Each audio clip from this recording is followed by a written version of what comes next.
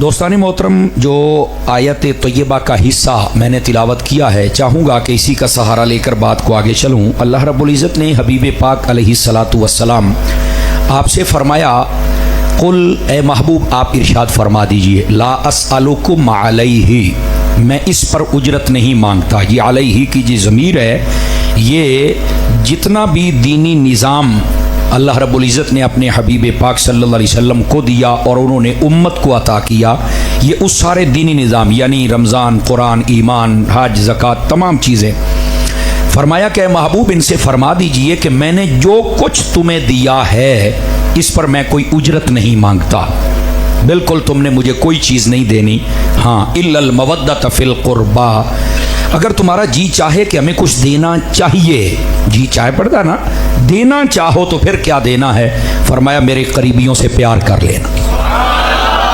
یہ بڑا ایک سادہ سا مفہوم ہے کہ دنیاوی مال و دولت کی صورت میں فرمایا مجھے کچھ نہیں چاہیے، محبت کی صورت میں چاہیے، اور محبت بھی میرے قریبیوں سے تم نے کرنی ہے۔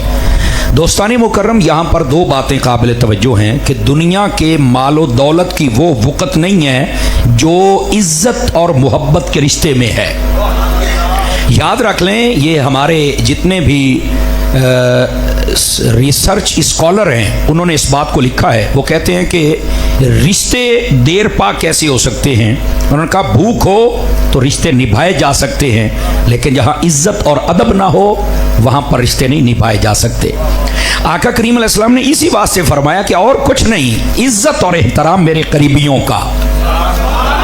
سمجھ آ رہی ہے میری بات کی؟ تو یہ جو عزت اور احترام ہے، ان سے محبت ہے، یہی سب سے بڑی دولت ہے، اور میں یہ سمجھتا ہوں یہ بہت بڑی دولت ہے، بہت بڑی سعادت کی بات ہے۔ اور آقا کریم علیہ السلام نے اس بات کو اللہ کے حکم سے واضح کر دیا ہے۔ اور آقا کے قریبی کون ہے؟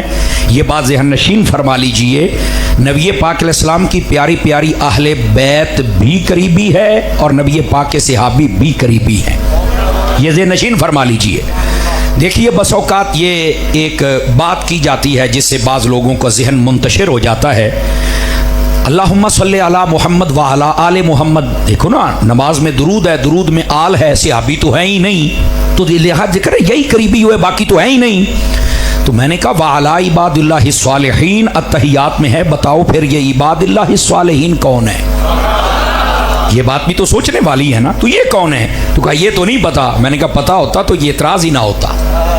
سمجھ آ رہی ہے میری بات کی؟ تو عباد اللہ الصالحین میں امت مصطفیٰ کے جتنے صالح لوگ ہیں وہ سارے آ جاتے ہیں، اور آپ کو پتا ہے وصالح المؤمنین جو قرآن میں آیا اس میں سب سے پہلے یا حضرت ابو بکر مراد ہیں یا حضرت عمر مراد ہے، بعد میں باقی احباب کی باری آتی ہے۔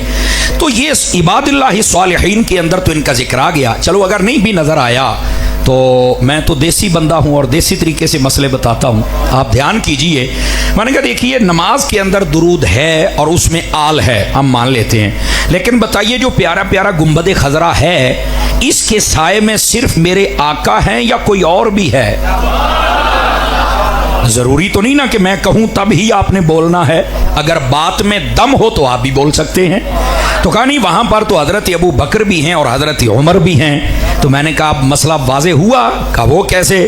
میں نے کہا نماز میں نبی پاک نے آل کو ساتھ رکھا ہے، روزے میں اصحاب کو ساتھ رکھا ہے، آل بھی ساتھ ہے اور اصحاب بھی ساتھ ہے، یہ ذہن نشین فرما لیجئے، وہ بھی ساتھ یہ بھی ساتھ، نہ آل جدا ہیں نہ اصحاب جدا ہیں، یہ بات پکی ہے۔ سمجھ آ رہی ہے میری بات کی؟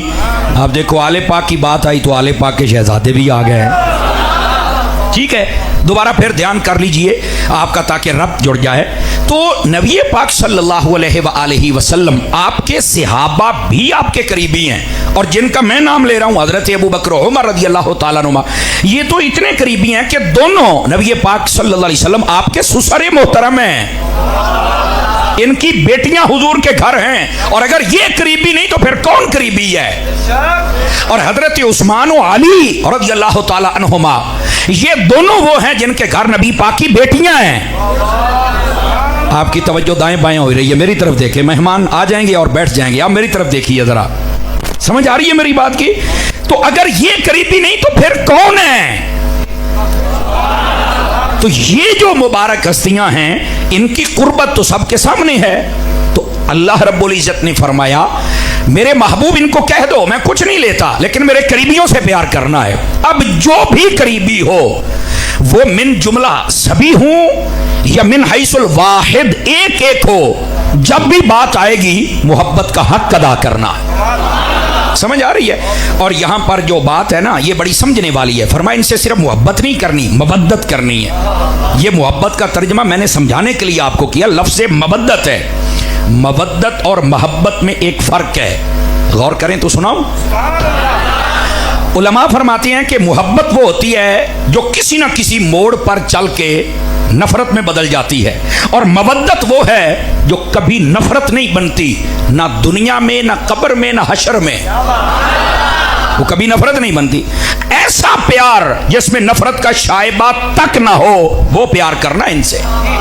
صحابہ ہوں یا اہل بیت. اچھا ایک بات یہ. دوسری بات, محبت وہ شے ہے جس کے بغیر انسان کا گزارا ہو سکتا ہے, لیکن جو مودت ہے اس کے بغیر گزارا نہیں ہو سکتا. آپ کہیں گے مثال, دیکھیے یہ پانی ہے, اس سے ہمیں محبت ہے, لیکن یہ نہیں کہ ہم پانی کے بغیر زندہ نہیں رہ سکتے. پانی نہ ملے ہم لسی پی لیں گے, نہ ملے ہم جوس پی لیں گے, گنا چوپ لواں گے. میں دیسی بندہ ہوں نا, دیسی لہجے میں بات کروں گا. یعنی کوئی نہ کوئی طریقہ ہے ہمارے پاس. ہمیں محبت ہے لیکن یہ نہیں کہ اس کے بغیر ہم مر ہی جائیں گے. لیکن یہی پانی ہے, مچھلی کو اس سے مودت ہے. وہ پانی میں رہے گی تو زندہ رہے گی. آپ اسے دودھ میں رکھ دیں تب بھی مر جائے گی. آپ اسے جوس, اناراں دا جوس کٹ کے وچ پا دیو, انہیں تاں بھی مر جانا. آپ نے توجہ نہیں فرمائی میرے جملے پر. اس بات کو سمجھیے, محبت اور مودت میں کیا. پانی سے ہمیں محبت ہے, ہم اس کے بغیر زندہ رہ سکتے ہیں. مچھلی کو مودت ہے, وہ زندہ نہیں رہ سکتی. تو فرمایا جو میرے حبیب کے قریبی ہیں ان سے محبت نہیں مودت کرنی ہے. کیا مطلب کہ اگر ان کا پیار ہو تو زندہ رہنا, پیار نہ ہو تو مر جانا.